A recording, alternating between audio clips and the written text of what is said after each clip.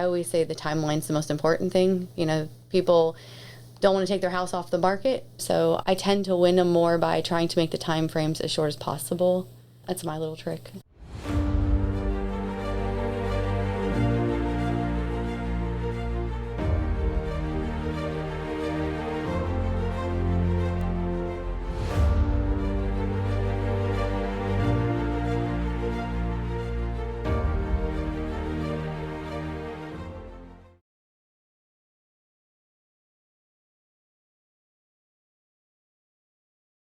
Hey, welcome back to the Real Estate Excellence Podcast. In a market where attention spans are short and expectations are high, real estate professionals must be more than just transaction managers. They must be trusted advisors, marketing strategists, and fierce advocates. Today's guest blends all of that with an edge, a deep understanding of Northeast Florida, a background in both banking and interior design, and a strong digital presence that attracts buyers and sellers across the country. Whether it's staging a home to perfection, pricing with precision, or negotiating with confidence, she makes it her mission to deliver results while still making an experience feel personal and approachable. If you're looking for someone who truly knows how to combine strategy, style, and service, then lean in. Please welcome Bobbie Jean DeMunck to the show. Ooh. Welcome. Glad you made it down this me. morning. Thanks for having me. Yeah. We were talking pre-show a little bit. This is an interesting market right now. I mean, you're sitting on a lot of listings, but a lot of top agents are sitting on a lot of them in double digits, as you are. Yes. Yeah. Yes. So we want to definitely break that down to anyone listening to it here in, end of June 2025. Yeah, halfway through the year. Yeah. But you've been in the business for almost 15 years. If I got your LinkedIn correctly, somewhere in there, you said Correct. 2011, I think. Yeah. So I'm really, curious, as we'll talk about through the show, the different things that you've seen have changed. So there's agents who are listening out there who may have just became an agent in 2021. They've seen a market change, but they haven't seen a market change and then change again and then change again, as you have, as I have too, 20 years in this business. Correct. Yeah. So kick us off a little bit. Where's Bobbie Jean from? Tell us a little bit about what 18-year-old Bobbie Jean was envisioning herself doing for a career. Well, I'm from South Florida. Grew up kind of in Central Florida.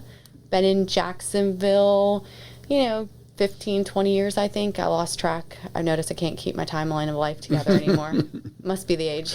It starts to all blend together, especially when you have kids. Yeah.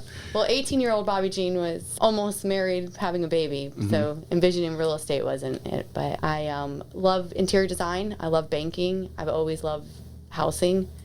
And I love sales, and I believe real estate's about sales. I mean, you're selling yourself to a buyer, a seller. You're selling your listings, you have to. Is it, you like when you say sales, it's just kind of the challenge of it? Yes. How you can... And I don't want to use, I think the psychologists would use the word manipulate, but you're not really, you're not really manipulating. You're in real estate, you're understanding what they want and then showing them what they want, and they're selling themselves, really, right? Well, that's why I think it's great when you hire an agent who actually listens, because if you listen to your, buyers and sellers and really dig down, you can normally find them what they want, and you have to, sell your offers to, the sellers and to the agents and build relationships. So I think that's why I like it. Yeah. I like the challenge of the negotiation. Well, and the key part of negotiation is actually, knowing when to speak and when not to speak, right? It was a lot of listening. That's part of, that whole how to win friends and influence people. But, the whole strategy is listening a lot. Uh-huh. And then responding as if you actually did listen to them and winning them over, right? I like how you did and you did listen to them. Well, and because that's working both sides. You're not only, I think you gestured something there too. You're working with your buyer, in most cases you're showing them homes that they've asked you, to show. You're not limited to an inventory on a car lot. If you were working on a car lot, hey, I'm selling Toyotas, that's all you have. You have all these homes that you can show them based on what their wants are and in area of town and so forth. But really, it's a lot of half the sales is actually taking their offer and selling it to the listing agent and seller. Yes, I mean, it's really, making sure you can tweak the timelines, you're giving the best price, you can add value. I always say the timeline's the most important thing. You know, people don't want to take their house off the market. So I tend to win them more by trying to make the time frames as short as possible. That's my little trick. That's actually an interesting tip there. And let's drill into that a little bit, because the buyer and the seller, you know, I was actually first time I did it, but just a recent person loan I was working on, and I went into Chat GPT and I said, hey, write them this email, because we can talk to people, but you follow it up with a little email, say, hey, this is what we talked about, right? Yeah. And, you know, I said, okay, I want you to create a, you know, a little timeline for them, because we need to do this, this, and this. And, you know, it gives them a peace of mind, because they know what's happening, a little bit of what's supposed to happen next. Yes. Right? And obviously a seller, probably one of the biggest questions as a listing agent, would you agree, is like, you know, how fast do we want to sell this? Yeah. You know, are you looking, you know, are you under contract in another home? You know, do we need to drop this one to get there? Or are you moving because of work, or, you know, whatever? They have a reason for selling and how fast they want to sell. Yes. And now it's not like it was before when, you know, homes were flying off the market, people are paying over pricing. So now it's even more sensitive. Going back to the time thing you were saying, is being able to explain to them that we're not in that market. It's going to sit a little longer. Stay positive. You know, we're marketing it. You have a great product. We just got to get the price right to get it in front of the right person. Give me an idea when you, because it sounds like to me, and help me if I'm wrong, when you're making when you're representing the buyer and you're making that offer, what do you do to kind of get across, or to sell the seller on the offer with the timeline that you're pushing? I guess I think a lot of us would assume that you are pushing a quick close, but not everyone wants a quick close. Yeah, I normally try to reach out to the agent to ask what's important. It's been, even though the market's been a little kind of crazy, you don't have as many multiple offers I haven't seen, but the few that I have seen, it's, you know, I think having really more of a shorter inspection period time is very important, because that's, you know, you're taking it off, and then, you know, what if the house has issues or no one wants to do repairs? Like, right. It's a big hurdle. It's, you know, so I always try to get that. So trying to have good relationships with my home inspectors, because, you know, if I want like a 3 or 5 day turnaround on my home inspection, that's pretty fast. Yeah. So that's kind of the leverage I did, especially during when things were going crazy. I mean, I would do 24 hours sometimes. Yeah. And, you know, loan approval as well, just making sure that you're not like, I've noticed, because, you know, dealing on the other end, being a listing agent and working with a lot of sellers, that's what I look at. When I look at the offers, not only do I look at the price, it's more of those time frames, because that's where we're taking it off the market. And, you know, right now this is really normally busy season, so we don't want to be taking it off and then miss our little... Yeah. Plus, it makes everyone look bad. Yeah. You know, a house going back on the market, what's wrong with it? Oh, yeah. We don't know. Always something wrong with it. There's what's the rumor going to fly around? Is it something wrong with the house or something wrong with that buyer, right? Yep. We don't ever know. I have noticed, and I think this needs to be stamped out in the thing, is from the lending side. Okay. The loan approval. Mm-hmm. And I've always had a sense of urgency when in a purchaser refinance. It's a, you know, I was doing a lot more refinances when I was working at Quicken Loans, now Rocket, and loan people from a call center environment, because they were refi shops. That's what they did. Yeah. And so we were literally in, 30, 40 minutes conversing, close, documents out, and maybe even signed while you still have them on the phone, right? Boom, yeah. It's in process. No one else is involved but you and the homeowner. But when you in a purchase situation, to create a sense of urgency up front, because you have so many other tangible and other people involved. We're not in control of the appraiser, how fast he gets out there or not. We're not, the title company, if they're dragging butt or if there's a problem with the title. We don't know these things are going to happen until they happen, right? And I see the loan contingency, sometimes almost the whole length of the contract. Hey, we're closing on the 30th and they have until the 29th for loan approval. I'm so I'm trying to understand, are you really saying clear to close, in the contract, or really are they, because they really should have loan approval if they are working with a sense of urgency, the document, you got a contract, loan applications out to them. They e-sign it. Any extra supporting docs they haven't already submitted, pay stubs and all that stuff. So get that stuff submitted.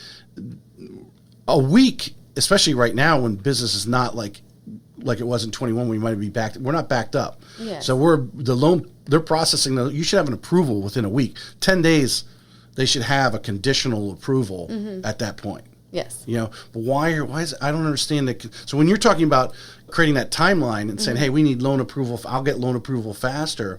Why are so many giving them to the end of the contract? Yeah, you have to really watch out for that because I think people, it's the number one thing I look at because I'm right with you. I actually got one on one of my listings and then explaining it to the buyer is the same, it's a little easier to explain to your buyer, but your seller doesn't even really know that because they're not on the other side. And even if they just bought a house, sometimes they don't even know it. Right. But I always make it at least 7 to 10 business days before closing and just, staying on top of them, making sure they are doing their documents. Yeah. And sometimes, buyer could drop the ball too and they're not sending those documents. So it's just kind of keeping everyone. But I don't know why you would have it to the day before because that means to that day before they can back out on the and then you just took it off the market for at least probably 21 days, let's say. I think it would recoil back into the process and make the lenders work a little. We know there's bad real estate agents, there's bad lenders out there. Some of them are dragging their feet. They're, whatever, they're not getting this document. They know it needs to be done. They know they need this situation to get it cleared up, to get an approval, but they're afraid to tell the customer they got to get off their couch and go get it. There's something, I don't know what it is that, it's bad news, but you know what? We found out this happened in your life because they find out everything. Yeah. And we need a document for it. I don't care if you have to call the courthouse in California to get it. That's what you have to do, right? You spent $1.25. What was that? Yeah, exactly. Well, yeah. People don't understand. People don't understand that. I have to remind them housing is one of the biggest money laundering things to do because it's large chunks of money and we need to know wire every dollar. Now, sometimes they do get it, but it's not the lender, it's the guidelines. Yeah. And the underwriter has to protect their tail. If that loan comes back, that underwriter could lose their license to earn a living. Wow. Type of thing. But let's go back to you. So interior design, one of your passions? God-given talent, I call it. God-given talent? I love it. Did you actually take it to the street and level? In other words, other than obviously you use it probably, staging homes and helping people get their homes ready to sell, but did you actually at a time have a career in that? Yes, I used to do it just self-employed, had a company, and then I worked for a design center for about over a year and a half. Here in Jacksonville, they're no longer around. It was a long time ago. But I've loved it since I was a kid. I love old, architectural buildings. I can walk in and envision ripping walls down. I kind of grew up in construction with my dad doing a whole bunch of stuff. And, I can actually lay floors and some tile work. Let's take that experience and share with some of the audience who may not obviously have that background, which I think is probably a lot of agents, but you didn't get to the level you're at by not probably having some conversations with some of your sellers. And so share with us a little bit of what kind of the things, maybe some recent stories that you have of going in and really, hey, telling a client we need to declutter whatever and get this house, and how it turned around and they got either top dollar or sold it quickly because they took your advice. Yeah, this was probably years ago. I had a client, of course, hated real estate agents because, they were unhappy with theirs. And I came in and great couple. I'm still friends with them to this day. They actually just texted me the other day about something. And they had a lot of stuff, but the stuff is very personal. That's the thing you have to get over. It's the personal stuff. And, everyone thinks their house is gorgeous and beautiful. So I always just try to go in. I used to do a lot in the beginning. I'd go in and really help dig down, declutter with them. As you get burned a couple of times, you stop doing little extra things sometimes. And I've gone in and done interior design, moved things around for people, and they get a little, why are you moving that chair there? And right. But with these people, I remember I went in, I had them declutter, and we helped pack and move stuff, and they sold their house, and it was on the market for months and months. And when people came in, they didn't look like the same house. I was like, hey, you got to paint this. You got to clean this. Because Being in interior design, though, Yeah. when I go look at houses, like even when I'm, how you FaceTime for your buyers and you want to point out everything because you don't want them to come in, I always look at like the little details. Like, did they caulk down there? They didn't. Nope, they didn't. Oh, they didn't touch up that paint. Oh, the wall's dirty. But I'm a little OCD, so I'm probably to an extreme. Well, I mean, and they've done research on this. Like, I mean, they've videoed people looking at homes and recording what they're saying, right? Yeah. And I think one of the biggest things I always laugh at is they'll walk into a master bedroom and go, oh, well, my king size bed fit in here, and like. Yeah, because people don't. Some people just don't have that spatial, whole thing going on, and where you and I think I could walk into a place and visualize it without any of its stuff in there, but a lot of people, and especially, would you agree? A lot of buyers right now, majority, probably I would go high in the 90s percentiles, that they want a turnkey place. Oh, absolutely. If you're, as you can say, product is not, too beautiful, it's not going to get top dollar right now. It needs, details matter. I do think staging homes helps, especially now, even for, in an appraisal aspect, they do show better. Online, they show better, which is where everyone looks, is online. Right. And you can do virtual staging, for people who don't have, the budget, or maybe the house is empty. But I do think it's important. But I also, on the buyer side of the design aspect, I love it because, if they're like, yeah, I don't think this will fit in here, I'll be like, yeah, no, you can probably put a bed here. You'd have enough for a dresser. Well, I don't like this. Well, you could paint if you painted the house this color, it would look so much bigger. So for me, I always try to overcome those hurdles because I know on the other side now, I'll get feedback sometimes from agents that are like, they don't like the paint color, this didn't work out. And so then I'll always have something to be like, well, that's, you could do this, this, and this. Can you share that with your buyer? So I kind of use it on both sides, or like if the house I already know, you list properties that need work, right? So if I already in my mind have something when I go to do the showing, I'll be like, hey, listen, these are some pointers, just so you know, this property, you could do this, you could do that. We're aware of the flooring needs to be redone, blah, blah, blah, blah, just so that. Do you try to especially a little bit of a project like that, especially if you're on the listing side, to reach out and get some numbers?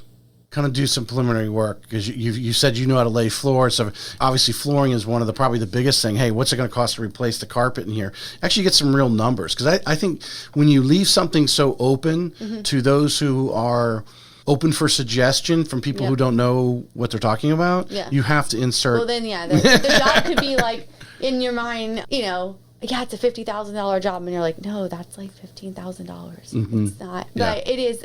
Again, that's why I partner with a lot of people. Clients, even after I sell them a house, will call me. So I always have a brochure. It actually is getting ready to go out, and it's of people I've used, from anywhere from painting, remodeling, survey companies, whatever, everyone you build relationships with. And think about your career and your success as a real estate agent, because I occasionally will see somebody like post on Facebook, hey, does someone know a whatever? And I'm like, you are a real estate agent. You are embarrassing yourself. Hey, wait, that is my first impression. You know why? Because I actually found the number. I went in, my pool table moved, and I was like, man, I know where this pool table can get moved. I know I have it. So I found the guy. I don't have him saved. You know how I have him saved? Pool table guy. Yeah, pool table guy, yeah. And so I finally found him. But again, certain industries, people go out. Like, people stop, it's very hard to find reliable plumbers, electricians. So even though at a time you might know someone, so don't say that about realtors. Well, when that moment comes... And that's how I put them in. I put them in my phone too. I'll put their name, and then obviously their name of their company, because it has that line for it. Or, especially like if I have a borrower, I put the real estate agent's name. I'll say Bobbie Jean's client. So when they call, I can immediately connect get to that my mind with who this person is. Yeah. But as a real estate agent, other top real estate agents, when your plumber goes down, that other person should. No, you know what I'm saying? Yeah. You should just really be calling your teammate or someone in the office, say, hey, Bobbie Jean's a top agent. I know she's got a role. Do you have someone that does drywall work?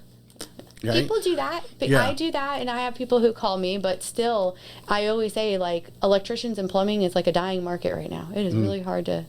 Well, I don't think it's a dying market. I think what's happening is the guys that have time for you today are getting their business going.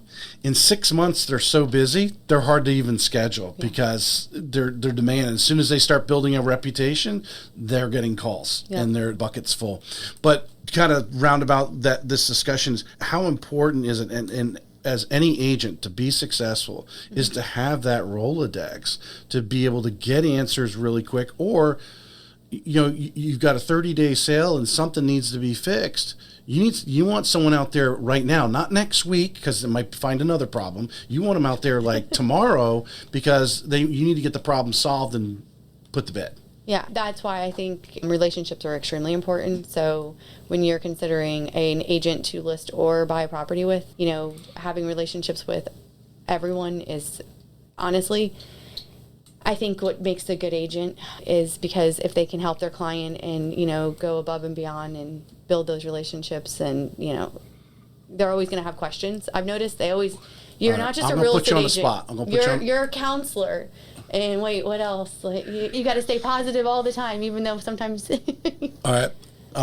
This has been, I wouldn't say it's been something recent. I go through these stages in your episode 272. Okay. Yeah, 272, I think. 272? Yeah, 272. Because I really think agents even some of the top agents fall into this category. Mm-hmm. My belief, talking to over 250 of you, of all the pros, and then going in and I'm only getting looking from the lending side, and you obviously you guys are working with home inspectors, all these other people you want to have on your speed dial to make your deals happen, and you use the word relationship. Mm-hmm.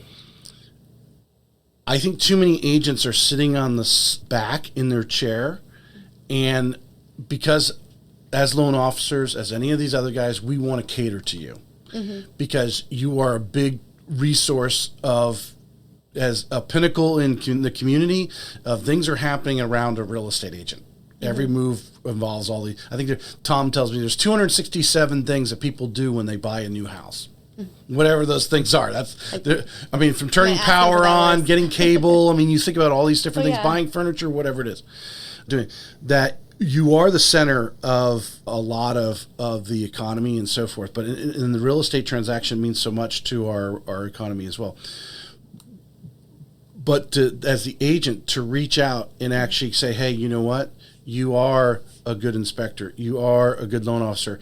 And actually, let's get together and how we going to, like you said, you were talking this morning, can be hard to work with not with buyers or sellers, but with some of your support people, right? We're all like that. Yeah. We all have our little thing, right? There's people like each other for different reasons or whatever it is. But to create those relationships, because it'll just, one, make your life easier as a real estate agent. Yes. But it'll allow those other people to pour more time into your people, knowing that they don't want to lose that go-to. The joke in our business is, real estate agents, they make no commitment to know anyone. Mm-hmm. And there's a few listening might say, I use the same person for this all the time. But I've had someone tell me they've been using the same loan officer for like 6 or 7 years. I'm like, oh, wow, that's rare. Mm-hmm. But because the agents are looking for the commitment from the people who are bowing to them, saying thank you for the business, they're missing out because they're not pouring back into the agent and creating the relationship that you were just talking about. You understand what I'm getting at? Yeah. Because we're out there we're like, does she like me? Does she like me? Does she want to date me? No. Because that's really, it's kind of what you're doing, right? It's kind of that human thing going back and forth. And I really feel if you're listening right now and you find a loan officer you like or a home inspector you like, pour into them until they obviously, but the stuff is going to happen. And you might be disappointed. They might say, I can't do this loan like that condo.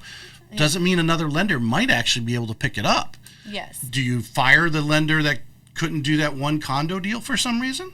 I wouldn't if they're reliable on everything else that you've been giving them. Well, I also feel that when it comes to lenders, I've probably used the same circle of them, but I also love to meet new because you'll realize just like when realtors get busy, they might not want to take on certain clients Well, lenders get the same way when they get busy. It's a lot easier. I'm with you. To do the easy job, but if you give them one that I gotta send extra 10 papers, this is too much work. Or I gotta actually have some hard conversations with the borrower.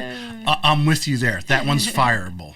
That loan officer is fireable at that point. So I do feel, but building relationships, and I think you should have a bucket as many, because just like there's a lot of realtors and lenders and title companies, each one has a relationship with that person because they've probably done something above and beyond. They built the relationship and the trust. It had some value in there. Correct. But when it comes to lending, there's so many different programs, and if you're working with people, the whole goal is to get the home sold so that the buyer's happy and the seller's happy. That is really the whole point of the transaction. Right. So it's getting the right person, because the person I might use all the time that I referred, hey, these are the 2 lenders I use. I always like to, personalities. You kind of know in your head sometimes what personality is going to work well with another. I've heard that story before. And I don't think there's any concrete evidence to it, but I have heard many people gesture towards that. Yeah. Or I always say, hey, listen, it's just like any sales job.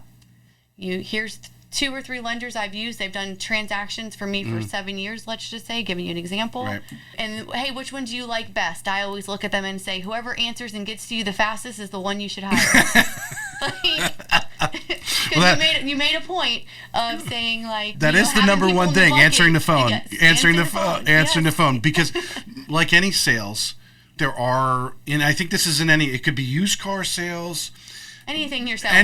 Anything. There's always salespeople who have a good month, and then they go away for a moment. Yeah. Might be a month or 2 before, because all of a sudden they're on vacation, or they don't need to answer the phone. They need to go do all these things that they couldn't do the month they were so busy. Yes.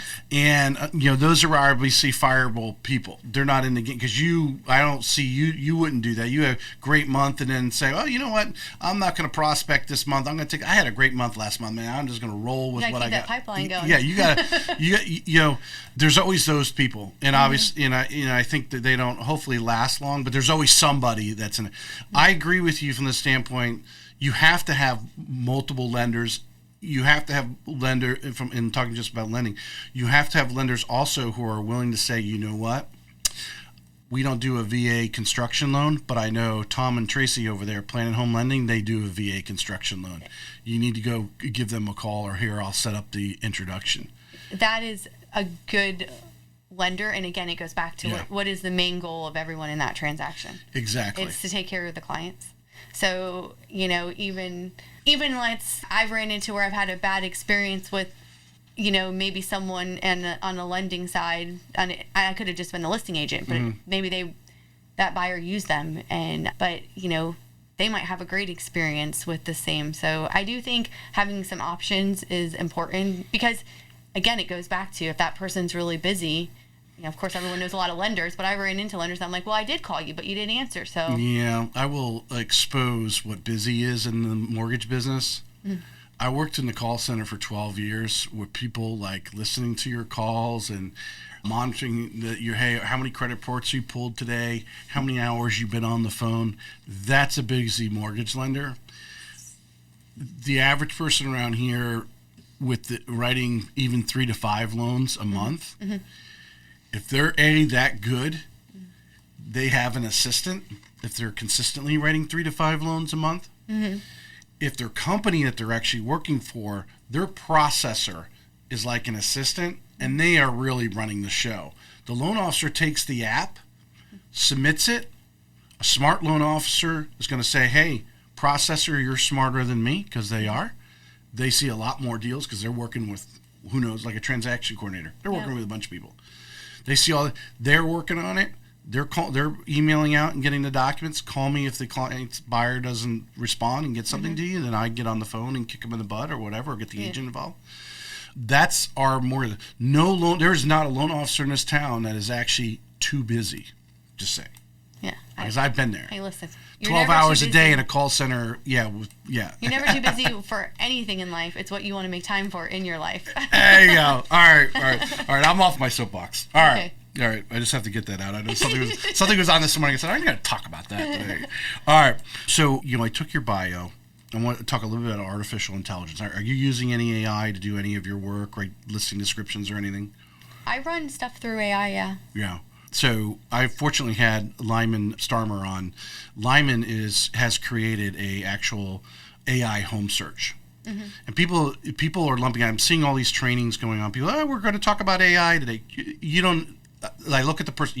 The only thing you're doing is you're watching somebody on YouTube and trying to regurgitate what they're telling you, mm-hmm. and then that person's regurgitating from someone else, and but Lyman's actually doing it, where you actually are having a conversation. Just like if you and I were talking, you were having a buyer consultation with me. Mm-hmm. Hey, what kind of house are you looking for? How many bedrooms? How many kids do you have? Because we need to know how many dogs or whatever, and all that kind of stuff. All those things that you ask mm-hmm. to kind of help drive. That's what AI can do, mm-hmm. but it can't just grab the MLS and start telling you, because who puts the information in the MLS?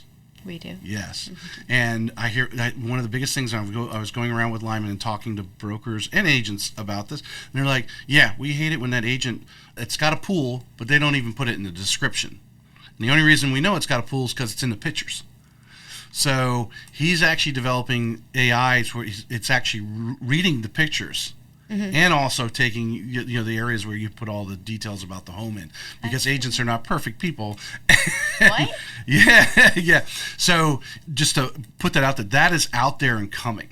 He's actually got it right now where you can put his widget on your current site, where people normally go on, do drop down. Mm-hmm. Hey, I want 3 bedrooms, I want whatever, and where they can actually start typing in, like they're typing in the Chat GPT, mm-hmm. or talk to it and have a conversation with it about what home it, and it starts pulling up listings and narrowing it down.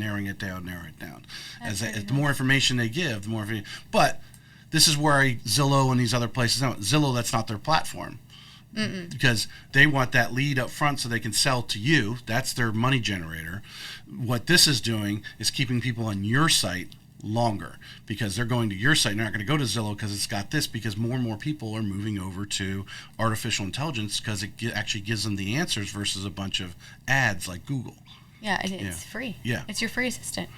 Or even Zillow, it's who's paying the most, or these other sites, who's paying the most is going to pop up first. So just a little tip on it, but if you should be using, the agents that are listening out there, when you go and do your bio, mm-hmm. you go and do your listing descriptions, AI is looking for AI. So as things evolve, mm-hmm. and AI is searching around for these homes, if you're using AI, it's looking for itself out there first. It is natural language that it's creating. So create put your information in for your bio, let it write it. Do your listing description, let it write it. But you can actually upload the pictures to AI. Yep. Which is very interesting if you haven't done this. I showed you my picture. I uploaded pictures, and that's what it spit out. Yeah. That if you're not doing, I think if you're doing a listing description, upload the pictures and say, okay, create a listing description, and then go in and add some extra in there and then finalize it. Yeah, make it your own. Yeah. But it'll actually do a lot of work and probably point out things that maybe you might miss or just not think is important, but it finds it for you. Oh, I love AI. Yeah, I use it to write a lot of my Google reviews. What? Yeah. Google reviews for other. You're not reviewing yourself. Reviews. Well, yeah. Wherever I go. Yeah. I like to leave reviews. Oh, so you just put in there. It's a little market. Yeah, a little trick to my marketing. But yeah, I'll leave reviews, and I go in there like, can you please make this with 121 words? Make it appeal to. Yeah, and that's actually and that's the basics of AI. It can do so many different things as things are coming out. But my favorite is, please take out that, because you're like, I didn't even say that word. Take that word out. Well, one of the basic things I do is for my descriptions in IG captions, right? Mm-hmm. And what I catch it sometimes, even though I've told it, because I've done so many with it, do not put a link in there that isn't the actual link, right? So if you don't actually, hey, this is Bobbie Jean's Instagram, mm-hmm. and I tell it I want her social media links in there, it'll make up its own Bobbie Jean Instagram thing, and it might not even be your true Instagram thing. So you have to catch it. So I've told it numerous times, and I have to catch it so often. If you don't actually have the link, do not make one up. Yes. I scold it every so often. Well, when I leave reviews, sometimes I'll be like, hey, please add their website in from Google, da-da-da-da. Yeah. And let it read your bio. Okay. Well, the introduction, my intro was created by ChatGPT. So I uploaded. That's what I've been doing. Because I can upload everyone's bio if they have multiple bios out there. Just chunk it all in there and say, hey, give me a really good intro for the show. Because I upload all my transcripts to the show. That's how it creates the reel. I'll say, hey, here's Bobbie Jean's transcript. In this reel, she's talking about, and then create a caption and then add all the SEO in there. So it's very familiar with the show because it's reading the transcripts and all the other stuff. Yeah. So let's pop out here's a good question right here. You've been in real estate 14, 15 years now. What skill set do agents need now that wasn't as critical as when you started? Well, when I started, I feel like we're home sat on the market for, 90 days. That was standard. It was kind of standard. I will say now, from when I started, it's more of just, I feel like buyers don't have the urgency to go buy. And unless they really have to, like maybe if they are moving. That's what I've personally noticed on like my listings is, when you follow up, it's like, oh yeah, we just started looking. They're going to buy in like 4 months. Well, okay, that's a long ways away. This house better be gone in 4 months. And I feel like people, back then the rate wasn't a big issue. And like now it's like everyone talks about rate. And I'm like, okay, we can all refinance when rates drop again. That's what they used to do. Yeah. I think my parents paid like 12% or something on their rate for house. So if you're an agent listening right now, and because this is a conversation, because I've had a recent situation where, the buyer, they want to buy, they're in a condo, they're ready to get out and get a house. Excellent customer. They literally could buy almost anything they wanted. Mm-hmm. A good portion of the homes listed out there today, they could buy. They could get approved for, no problem. They have money down, the whole 9 years. They're waiting for this mystery interest rate. Like, they're like, hey, I can't wait the interest rates get to the low fives. I'm like, okay, you have to understand something.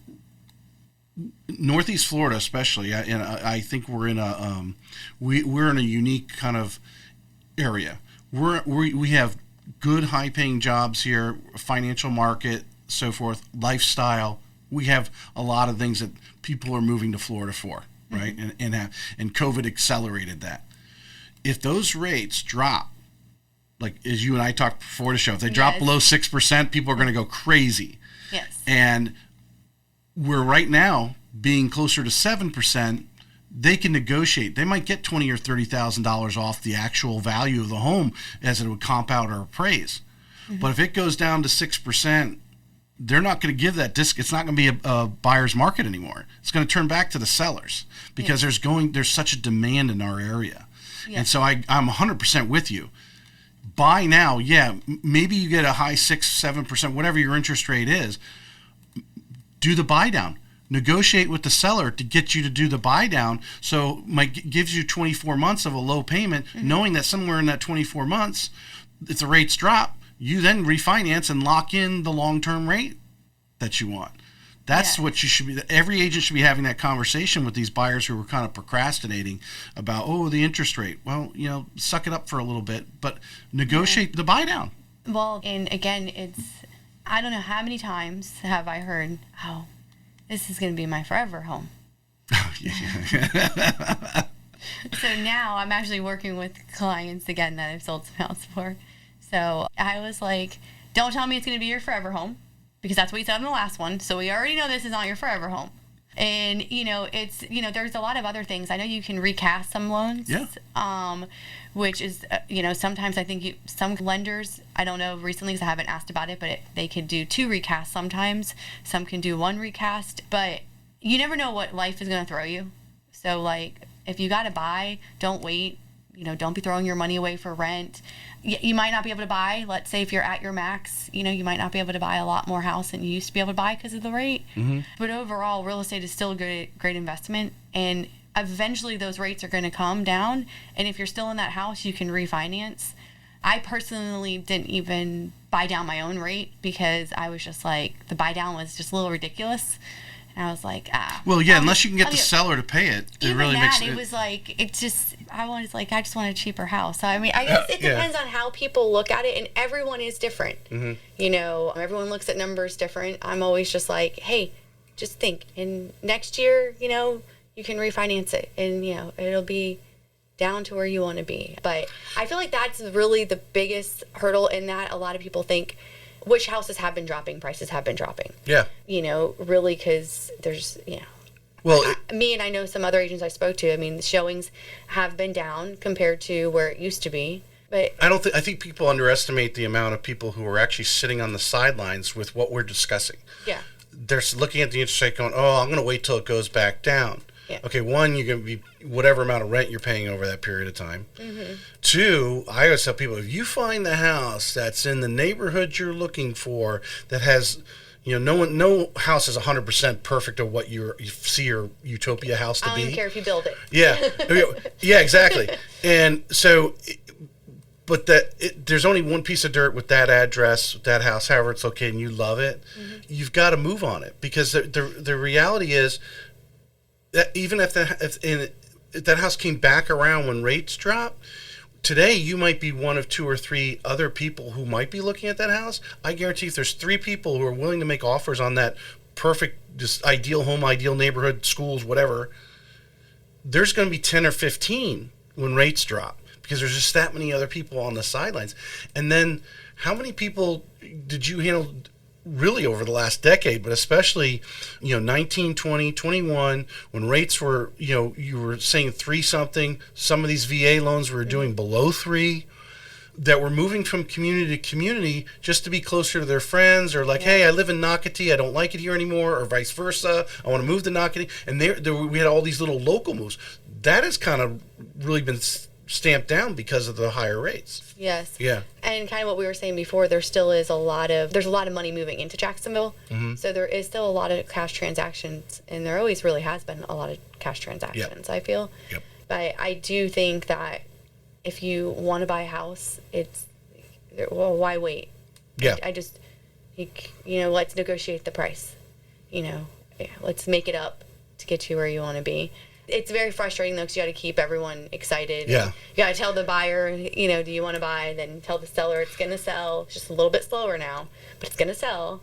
You know, we're priced right. Or, hey, you know, well, we got to, you know, paint this room because it's not looking that good. Well, it goes back. I think a lot of people look for that perfect utopia. You and I have been in the business long enough that unicorn does not exist. If you think it's your unicorn, then you need to move on it, because in your eyes it's a unicorn. But you and I know, if you know you're looking for a deal, which, you know, we got all those clients that are always looking good. Everyone wants to feel they got a good deal. Yeah. Now is the time, because you can negotiate price. You and I and anyone buying a home right now, we have no control over the interest rate. You can't control that. No. So if you say you bought a home in June of 2025, 10 years from now, people can predict what interest rate you probably got. But negotiating, whether it's off the price or getting to buy the rate down or giving you, paying you for your closing costs, whatever those other little things are, this is the time to get the deal. Yeah. Yeah. I mean, I just think that we should really just educate, because when I walk into a house, I just had it happen to good friends of mine, and we found out what the house closed for, but we lost a multiple offer. And, you know, they asked me what they should pay, because, again, right now, people, you know, the house was on the market for already 30 days, and the day I decided to show it and submit an offer, there was another offer on it, okay? I can't, Murphy's no one Law. can help that, okay? Yeah. And, you know, but a lot of people don't want to be paying over list price because, you know, of rate and this, and I'm always like, if you lost this house over $5, $10, $15, $20, $30,000 to pay over, would you be able to sleep? That's, you know. Or would you just simply be upset, right? I mean, or, they were I hear upset. you. Yeah. So I was joking with them, and I said, "I see, guys, I told you." But when we saw the price, I think there was more behind it. Their price, though. You know, you can't. Well, let's strategize. Let's talk a little bit about, you know, because you've been through different markets. We know, you know, in the 2021 time period. I mean, I've heard, you know, as many as one agent had 60 offers on a home. Literally, I'm like, how do you sift through all that? How do you strategize now, especially because if you do have that really great home in that great neighborhood and it goes live that first weekend, there's likely to be a handful of offers right now because it's just that everything's ideal that a lot of people are willing to pay for. How do you strategize with your buyers to put forth hopefully the best deal because they don't want to lose this over $5,000, for example? What kind of conversation are you having with them? What are you talking about? Well, I always go back to what I said before. Mm-hmm. What would you be upset if you lost it over? And I'll show them the comps, and then I really just say, okay, let's put yourself in the seller's shoes. What do you think is important to them? Sometimes price isn't important. They want it to close in 10 days. Right. Maybe they have somewhere to go. Maybe it's been on the market for a while, and they're getting ready to close on the new construction. They're stressed out. Or they haven't actually found the home they're moving to, the seller, so they want a longer close. Yes, because you do have that. I have a lot of times I ran across that. Well, what if I sell it and I have nowhere to go? I'm always like, don't worry, we're going to sell it at the exact time. The exact home's going to be ready. Just watch, because in this industry, I feel like there's been homes I put up. I'm like, oh, they're going to go so fast. Then they take a little longer. Then I put another one up, and I'm like, I would have thought that would have set a little longer, but it just flew off the market. Right. So I feel like just having that conversation of, and you should already kind of know your client from the beginning of like, where their head is, where's their max budget, what's important to them. Because I've walked into houses and I'm like, this is the perfect house for you guys. Like, you like the location, you like this. Yep. You don't like the color of the cabinets, we can paint those. But everything else is great. All the cabinets open, close. So I feel like we can change the color of the shower curtain. It's okay. Yeah. I feel like that's kind of the market we're in right now. It's just like you have everyone's nitpicking on things, and you have the interest rate, and you still have some sellers that are in the I don't want to give my house away. Well, you're getting onto something I think is really important. That it's kind of we kind of gestured a little bit. Sometimes we get in our routine, mm-hmm. and we neglect some of the details, mm-hmm. and how important it is to really sit down, because some of these buyers are procrastinating a little bit. They are looking at the interest rate. They know they want to buy a home, but they're like, oh, look at that payment. But if you sit down and really ask a lot of the questions that you're gesturing here, sometimes you have to turn around and say, okay, yes, this is why you're making the offer on this home. You want to make the offer. This is why you're making the offer, because remember the 9 other things that mm-hmm. on the 10 things you wanted, this is 9 of the 10. I mean, that's perfect. You're not going to get 10 out of 10. It just doesn't happen. But because you have to, by doing a little, I call it jujitsu, right? You got to turn it back on them a little bit based on what you said. Yes. You wanted a large backyard. This has a large backyard. You can run your dogs. So you said you wanted this, this, and this, and this, right? This house has this, this, and this. And it even has that. Yeah. But you have to sell it back to them sometimes. Well, yes, and I also feel like this is when it's important to have truly a good real estate agent that does understand the market. And because sometimes, like going back to lending, you might be able to get them with someone and they might be able to do something better than the other lender, so it does help their buying power so they can get the house they want. Mm-hmm. But having an agent that really does understand the process of buying and selling in today's market is very crucial. Go a little bit in it, so we're going to turn it around. You're still representing the buyer, but the conversation in if someone's listening right now and an agent who's listening right now and wants to come after talk to you about one of your listings, mm-hmm. what would you tell them they should be making that phone call to the listing before they make the offer? Yes. Make that call to the listing agent. What kind of things should be asking you? I always phrase it as what's really important to the seller, just like what's important to the buyer. And when you ask that question, it's going to answer a lot of, they might tell you, they really don't want a fast closing. They don't, price is really important to them. I always call before I write an offer. I know it's not done all the time because, again, I have a lot of listings and mm-hmm. I've been a big listing agent. All of a sudden an offer shows up in your email, right? I don't even get a text message and I'm like, huh? And nowadays we get so many spam ones from these investors like, let's mm-hmm. do creative financing. they can live there and we can. No. So I think that, again, goes back to hiring, even if you go show one of my properties or I'm showing one of your properties, I normally always call the people or at least do a text message and explain it. And also I like to explain about my buyer to the listing agent, because if I have a great relationship, I feel, with my buyer, and that listing agent understands it, when the seller, which this has happened, says, well, do you know anything about that buyer? Sometimes that can pay in your favor, because if I just, that person could be from a small town, in the same small town that this person's moving from, and that seller might have a fond heart, or, you have people who are fond of, oh, I moved here with my kids. You just never know. So I always feel, and that's why when people show my listings, I ask those questions, like, just tell me a little bit about your buyer, where did they move from? I think one of the biggest things in talking about the buyer is our VA customers. Yeah. They assume because they're using the VA loan, they're not putting any money down. That's not always true. No, sometimes they put 20% down. Yeah. I think agents need to, I tell agents all the time, it's the best loan out there. But so many of the guys are getting out, guys and gals are getting out, and they're getting some form of disability. Mm-hmm. So they're not having to pay the funding fee. The funding fee is the maker and breaker whether someone uses the VA loan. Should they be able to, they have the benefit. If they have to pay a funding fee, but they got money down and they can go conventional, they're going to go that, because the funding fee could be thousands of dollars. It's 3.3% if someone's used their benefit before. 3.3% is, huge. So if they've already got, 5% down or whatever and go that route, they're going to go that route. But so many are just out there with even just a 10% disability. Well, they don't have to pay that funding fee.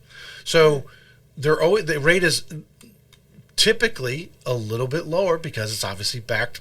It's got the VA backing, the government backing, so the interest rate's just a little fraction lower. So anyone receiving disability, whether they're putting nothing down or 20% or 50% down, that VA loan product is probably actually the best product for them anyway.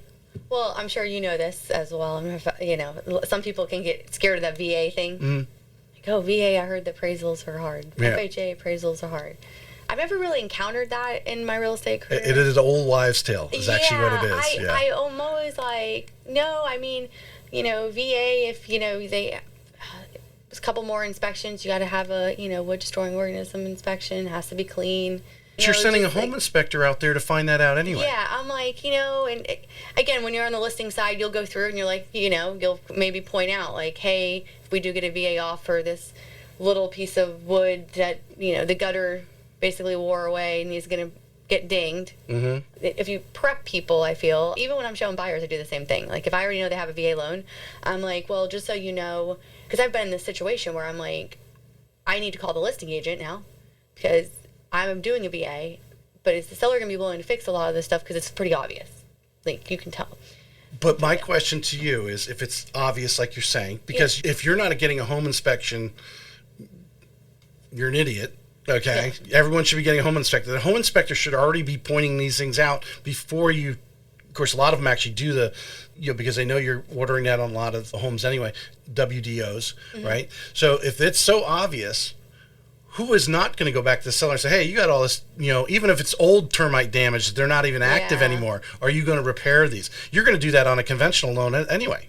Yes, but it's mandatory on the VA. Right. So, but you also got to go back to the seller. Does the seller have the funds? Is this that's why relationships and communication between is to find out what's really important, so that when you're, dealing with either parties, but especially if you're submitting an offer, is knowing that, because you don't want it to come up. So, if I'm already saying, hey, I know this is going to have to be addressed, so this is going to be an issue, or homeowners insurance, with the roofs and everything lately, you have to make sure the roof's not that old, because homeowners insurance is going to be like, ding, you live in Florida, ding.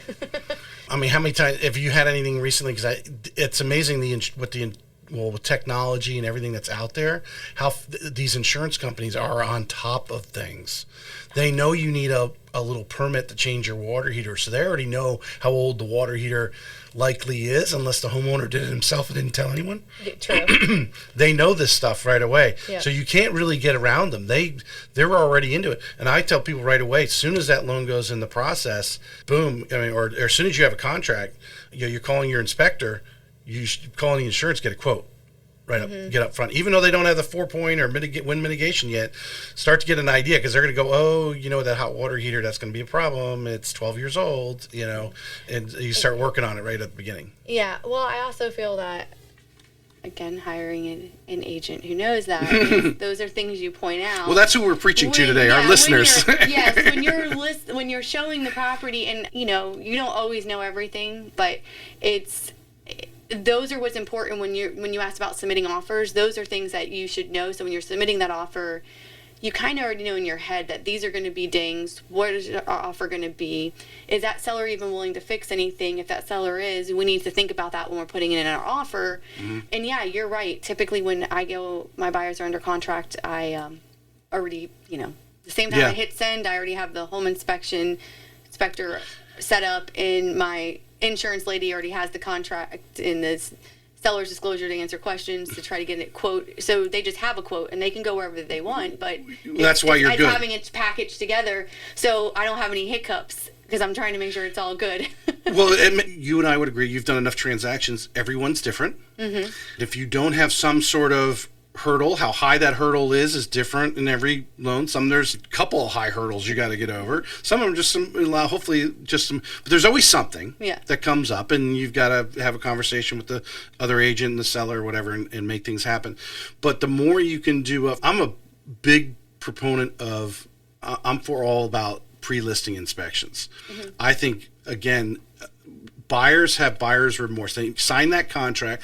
That's why I have a high sense of urgency to get them out the loan contract right away, because they're excited that first whatever hours. Yeah. And then maybe they go to sleep and they wake up the next morning and they're already going, oh, did I do the right thing? Yeah. So the more you can eliminate or lower the hurdles, like getting the insurance quote up front, have the insurance already, hey, when you make the offer, my insurance person told me the water heater's 12 years old already. This is something we may need to, they're willing to replace. You are already getting that cleared right from the get-go, because when that big hurdle does come that you don't know is coming, you're able to get over those a little easier. Yes. Yeah. Yeah. I just think that preparation, and it is the whole package. When I go to list, I try to get as many hurdles that I think the buyer is going to come at, so that they're already kind of aware of it. You're being proactive. It's building expectations. Yeah. It really is. And again, I don't have a crystal ball, so I can't predict everything, but I try to overcome all those. And really, I feel like that's probably where I add value. Yeah. It's like one-stop shop. Well, I try to do as much as I can for them, and always be available, and make sure that when I'm presenting an offer that I kind of already told them these are, could come up and this could be an issue, so that they don't go to an inspection and be like, oh, wow, that's a big deal. And then I don't throw this at a listing agent that I already brought up. Hey, I just want you to know, you might already be aware of this, but this might be an issue. Again, it all goes back to communication. And the smoother the communication between everyone, the deal stays together. Well, I think if they're, listening to you today in this whole part that we're talking about, because I think if you're an agent out there who maybe just kind of trudging on, we know 70-some% of the agents didn't do business. I think I've, just talking to people, talking to agents regularly, and obviously looking at numbers who I'm inviting on the show and so forth. There's some agents who have excelled through this market. They're actually doing better than even when they did back when the interest rates were worth that much lower, because they are doing the things that you're talking about right here. So that client who wouldn't know it, but if they were doing that similar transaction with somebody else who wasn't foreshadowing, setting expectation, getting, jumping on the insurance coach, getting an inspection out there right away, setting the timeline that you're doing to make your buyer the best buyer that could possibly be. Same thing, and then obviously doing what you're doing on the selling side by having these advisory things. If you're not doing those things and you're listening to this show right now, they may need to call you and maybe have coffee with you and talk to you and pick some more other beyond what we may have talked about here on the show. But because you're just accumulating all your knowledge. And we go back to AI, and that's what AI is, and it gets better and better as it gets to know you better and as it learns. It doesn't know certain things. It doesn't know, like AI home search doesn't know when you say, hey, I need a first floor bedroom. It might think the basement's the first floor. It doesn't actually know that. Or I want to live near the beach. Well, what is near? Near to you is different than near to me. Yeah. And so AI doesn't know this, but you've been accumulating all this knowledge for 15 years and really putting it to work. I think there's definitely other agents out there have been doing this 15 years, but they are not putting it together as you are. You've made it a routine. You're looking at me with a kind of like, that's what I'm reading from you. And if anyone's listening to this, is I always felt, especially with the whole, I call it systems. Yeah, well, you built it into your routine that it's natural to you. Others, you may need to actually, get a notebook and actually journal every one of your deals, because it might help you remember. You may not have to refer, but maybe you do refer to it. Yes. And go back who did I call to fix that back 6 months ago to fix that deal? Because this is a similar plumbing issue, and I know they can fix it really quick. Something like that. But by journaling it, because I always felt when the whole NAR thing came down, and the devaluing they try to devalue a real estate agent in my mind, right? That's what they're trying to do. They're valuing what you do. And that agents really should be journaling what they're doing, how much time they're actually spending at 8 o'clock at night saving marriages. How many times have you done that? Right, like the husband and wife, they're arguing over, or the wife's making the decision until the husband says she's not. Yeah, yeah. I just dealt with that. I was joking, and they're friends of mine, and so now it's in our joke little group text. I'm like, nope. Did she okay this one? No. Are you sure? Because I don't know. I don't think this is gonna fit. She said she didn't want white cabinets. So now it's like a little thing. I'm like, well, no, we can't look at that one. Since, where's the fireplace? But again, that goes back to listening to them and really just dialing down. But if you did sit down, I actually was just talking to someone who was trying to find the value of a real estate agent, because of course everyone looks at it, oh, you're making this percentage off this house, and they don't really realize the back stuff that goes into it. Like, we have to, pay for 5 million different boards, different things. Most of us have broker fees. Most of us have monthly fees. Some of us have assistants and social media people. Some of us, that at night, are doing reports, behind the scene things. I actually was just trying to create step-by-step videos, because I've been doing this for so long, and that's with anything. If you gave me interior design, I would just already know in my head. But you just forget, because they're like, oh, do I need to do that? I'll be like, oh, no, I already did it. It's done. Because I just forget that it's natural for me to do all of this, right now. Also, I really don't have a lot of patience. So, it could be. So it's good and bad. Yeah. So I really do think as an agent, and honestly building relationships with other agents, it always helps. I have agents that when I see their name on listings, I'm like, oh, that's great, I know this agent, I work together. So it boils down to everyone in the transaction, if they're all communicating and they're all after the same goal, it should be less stressful and enjoyable. Right. I just bought my own house, and I was yelling at myself, thinking, how do people do this? You made me, I was focused on what you're saying, because obviously the question came into my head. Were you doing buyer broker agreements before last August? Yes, I'm like, to some 90% level. 90% of them were, all of them. All my buyers always signed buyers brokers agreements almost. And it's not shocking.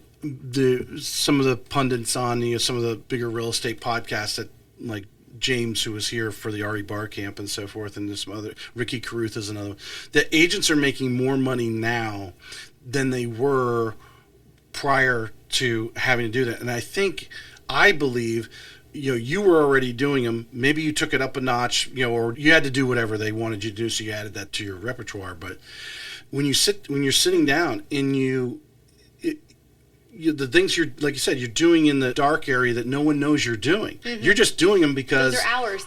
You just know this has to be done. Oh, this issue came up. I can solve that by myself. I don't need to involve my buyer or seller. I'm going to take care of that. That's the things they don't know. And I think if you're an agent out there right now who's listening, you need to be really detailed. Hey, and that's why I went back. I think agents should keep a notebook, especially if you're a newer agent right now. Keep a notebook on every phone call you make, everything that you have to do. If it's sending an email or even thinking about, how you're going to handle a situation. I took time tonight to think about how I'm going to negotiate this deal tomorrow, whatever it is, because you need to then hopefully take it off the notebook and express it to your buyers or sellers, whatever you're working with. There's a lot of stuff you're doing behind the scenes that makes their life easier, and that's why people pay money, because you make their life easier. That's why they pay money. I always make the joke that I'll help you get contractors, get your insurance, have the home inspection done, get you closed, pick up your papers, do everything, but typically I won't take you to lunch. I make you take me to lunch. It's just a little joke. Yeah. Well, no, that catches them. Make sure they're listening at the end, right? Yeah. Well, hold on a second. I'm taking you to lunch. Yeah. All right. Let's jump in here and see if ChatGPT's got another. Okay. Yeah, this is a good one, because this is very current to what's going on, and we've talked a little bit about obviously the number of listings you've got, as well as many of the listeners, agents listening. When a home is sitting on the market longer than expected, what's your diagnostic process? What signals do you read first? Pricing, staging, marketing, or seller's mindset?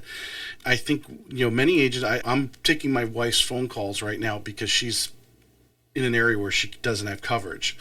So one of her listings called me and said, hey, the house next door just dropped their price. I don't know if it's literally next door, but on a street probably, just dropped their price $15,000.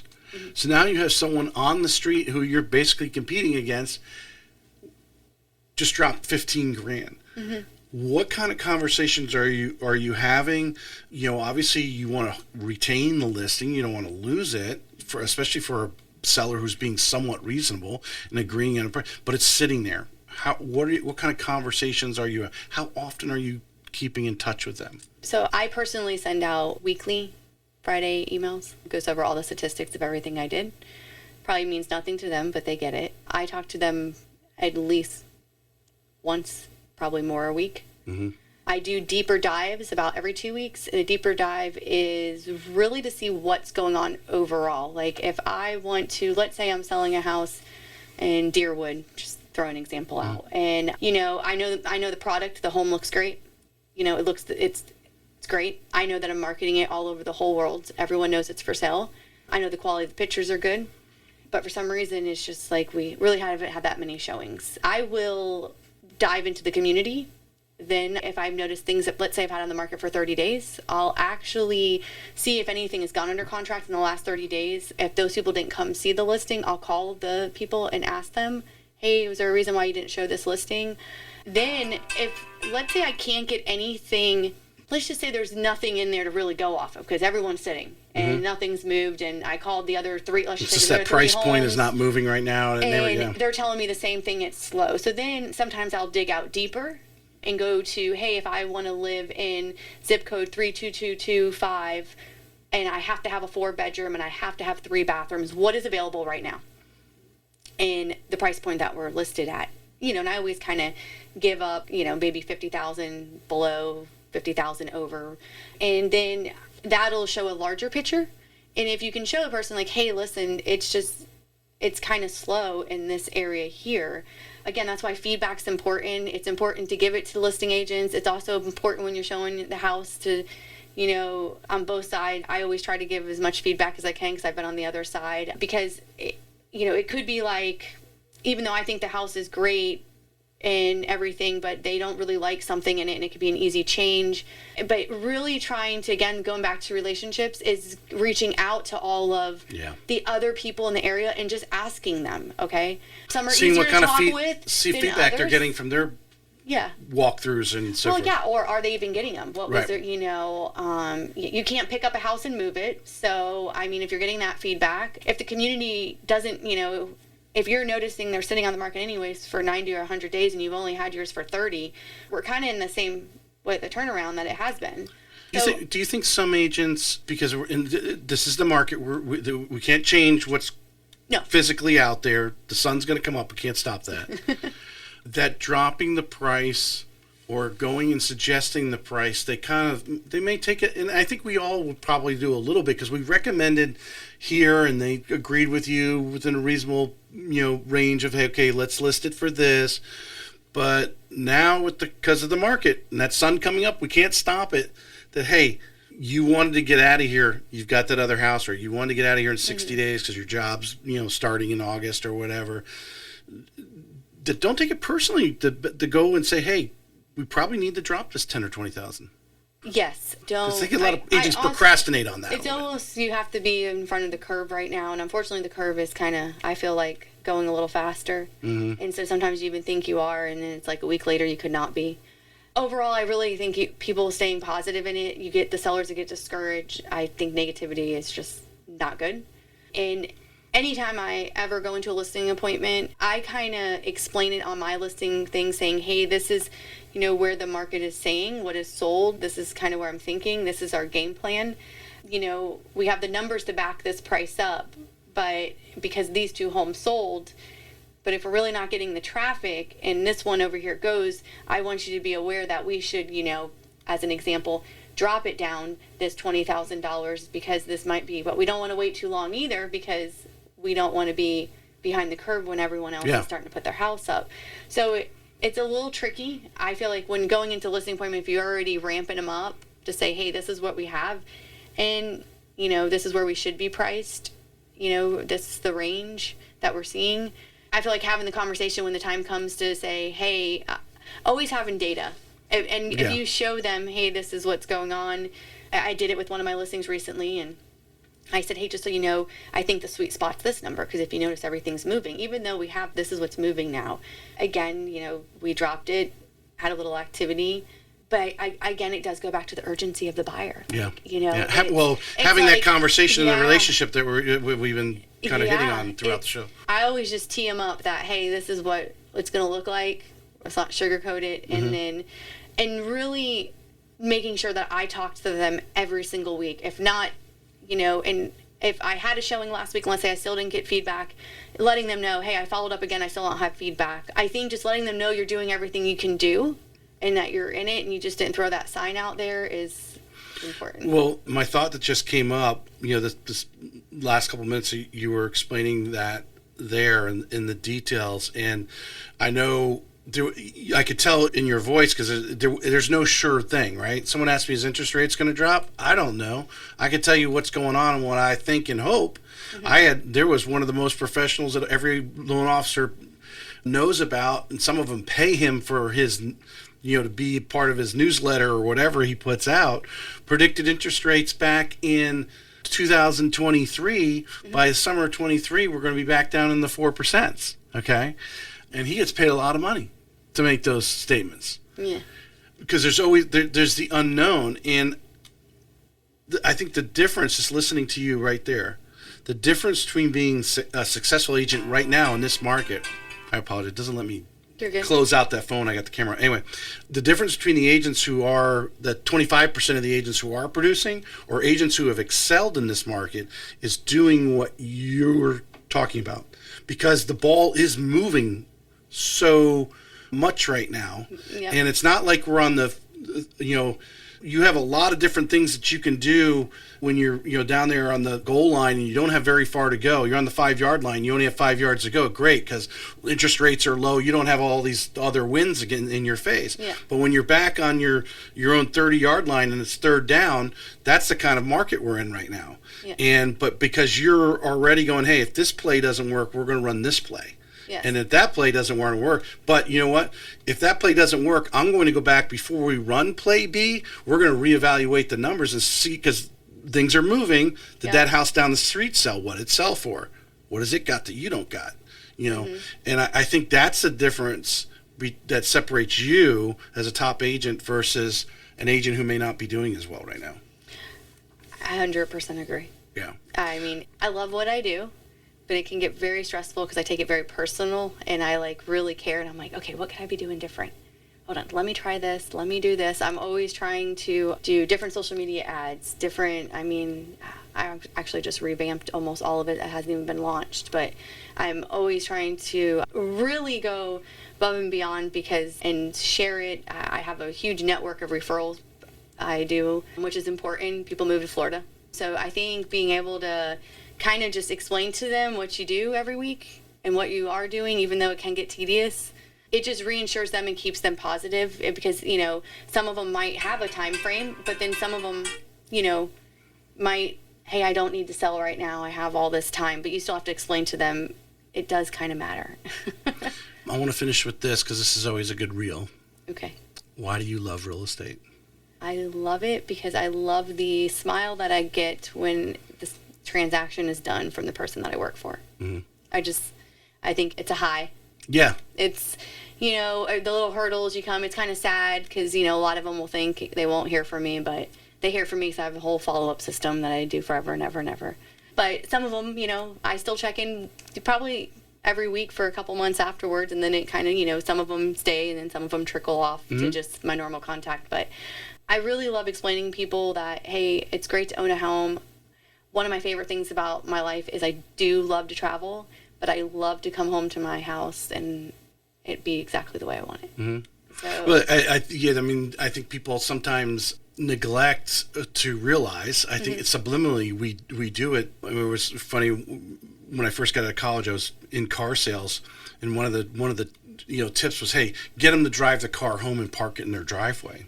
Because now they see the car right? They see the car in their driveway. And the importance of what it does for us emotionally and so forth, or in our psychology, of when you come home from work or whatever and you drive into your driveway and that's your house. Yep. That's there. That's your, space, your little bastion in this world, type of thing. And that, it means a lot to people, and obviously that's what you're tipped on. But I think you obviously the end game of them saying thank you, I think you also are high on the process. Yes. I think you love the process. You love being you love being smart, because you are, and solving the issues before they really become issues, being proactive. That's what I got out of this conversation. Yes, today. Really, that is probably, it's like, oh no, I can fix this. I got it. Oh no, I can do it. Yeah. That's even me in my own personal life. I got it. That's okay, forget it. We want to be seen as, I'm the same way, we want to be seen as an influence, and that are following us because they know, hey, if we get behind Bobbie Jean, she's going to, this is going to be successful. And really, that's what's important. I just want everyone to be happy, make sure I did everything I could do for them, and see a smile on their face. And, I would probably say most of my clients would say they can't really forget me because I'm always in their face. Anything you like to add? No, but if you have any questions, always feel free to call me. Yeah, no, any agents that are out there, if there's one thing that every top agent has come in here, we didn't really talk about it today, but, is collaboration. And as much as you love the process, it's also the compliments. And the compliment would be, hey, call them, say, hey, can I have coffee with you? Tell me a little bit more about your business. I heard you on the podcast. And I think every top agent that I've had on are more than welcome. They already do it a lot of times in mentoring newer agents or just answering their questions, because it's definitely a business that everyone does differently. So you need to steal a little bit from that person, and make it your own. And I also feel that you're always going to learn something from someone else. Normally you're going to, especially if they've been doing it. And I feel like in today, with all the changes, it's really important that you have someone to call and you have a brokerage that's really educating you, because there are so many changes. Some people don't know about them, and being an agent who may have had more training or has done more transactions, you can see a lot of mistakes, and so that that aren't there, and so which could be bad for whatever parties they're representing or even themselves. So I always say, if you don't know it, ask it. Yeah. If you don't know something, I have no problem calling up and asking. And I think any agent out there, that just to piggyback on that if you're not reaching out, especially if you are looking to change brokerages, or you're don't know what broker to go with, you're new, whatever, you need to be calling other agents and getting their input. And the thing is, you do your business a certain way. Mm-hmm. I might want to do it a different way, mm-hmm. but I call you, I learn how you do your business.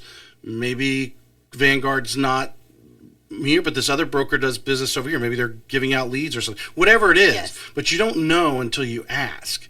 And I think every agent's willing to spill into it and say, hey, this may not be for you.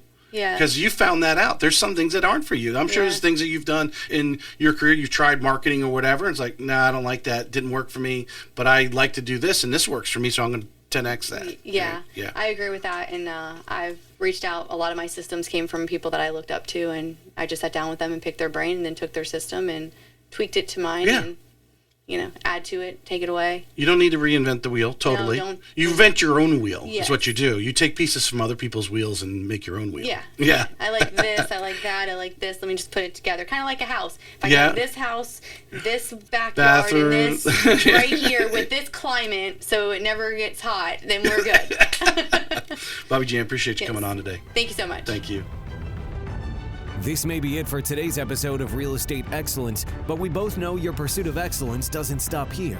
To connect with the best of the best and really take your skills to the next level, join our community by visiting TracyHayesPodcast.com, where you'll meet more like-minded individuals looking to expand their inner circle and their personal experience. That's available at TracyHayesPodcast.com.